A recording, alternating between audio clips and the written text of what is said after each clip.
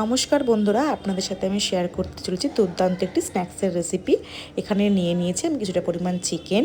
মশলার মধ্যে নুন, ধনে গুঁড়ো, জিরে বাটা, গোলমরিচ গুঁড়ো ও লাল লঙ্কার গুঁড়ো নিয়ে নিয়েছি। পাউরুটি কিছুটা মাঝের অংশ, পেঁয়াজ কুচি, রসুন কুচি, আদা কুচি এবং কাঁচা লঙ্কা। একটা মিক্সার বাটির মধ্যে সমস্ত কিছু ভালোভাবে দিয়ে তাতে কিছুটা পরিমাণ নুন এবং একটা ডিম ও কিছুটা লেবু দিয়ে ভালোভাবে মিক্সারটি রেডি করে নিতে হবে।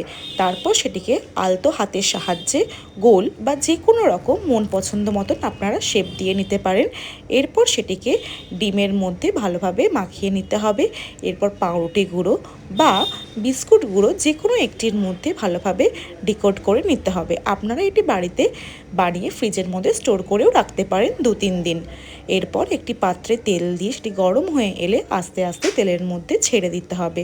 ভালোভাবে এগুলি লাল হয়ে এলে ছেঁকে তুলে নিতে হবে। ব্যাস, আমাদের রেডি গরম গরম স্ন্যাক্স। আপনারা খেয়ে বলবেন যে কেটি কেমন লাগলো। আজকের মতো